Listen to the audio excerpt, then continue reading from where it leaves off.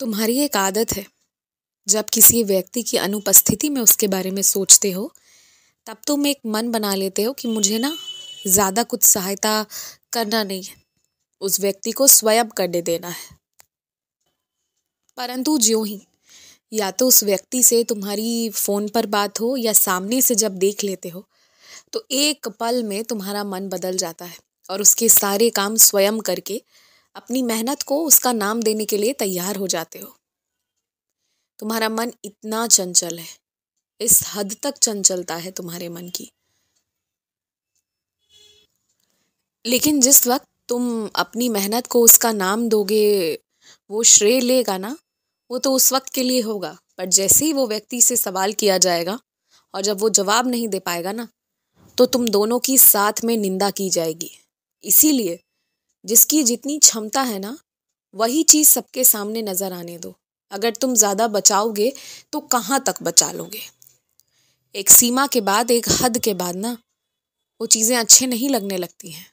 उसके बाद तुम बचा कर कुछ कर नहीं पाओगे, क्योंकि जब सामने से किसी की कला या किसी ज्ञान का परीक्षण होने लगे ना, कितना आता है कितना नहीं, तब तुम कुछ नहीं कर पाओगे। इसलिए ऐसा कोई काम करो मत जिससे बाद में तुम्हें भी शर्मिंदगी महसूस हो, महज मदद करने के लिए। क्योंकि मदद करने के बाद ना व्यक्ति खुश होता है, अंदर से अच्छा महसूस करता है, शर्मिंदगी नहीं। तो वो मदद फिर मदद नहीं होगा, वो कुछ गलत होगा, है ना, अन्याय हो जाएगा, झूठ हो जाएगा, फरेब हो जाएगा, वो नहीं होना चाहिए। ये भी ध्यान रखो। ये तो महज ऊदी का सेवन है, जिसने तुम्हारे शरीर को टूटने नहीं दिया। जो भी हुआ, जैसा भी हुआ, पर तुम जी लिए, आगे बढ़ गए। ये सब उदी की कृपा है, उदी का कमाल है। तुम्हें ज़रूरत है अच्छे से आराम करने की। थोड़ा सा तनाव अब कम लो। तुम किसी विषय को लेकर इतना सोच रहे हो, इतना सोच रहे हो कि सोते हुए तुम्हें वो सपने में दिख रहा है और उठ रहे हो तो वही चीज़ होता हुआ दिख रहा है। तुम बहुत ज़्यादा सोच रहे हो और अब मुझे लगता है कि तुम्हें बिल्कुल नहीं सोचना चाहिए उन विषयों पर।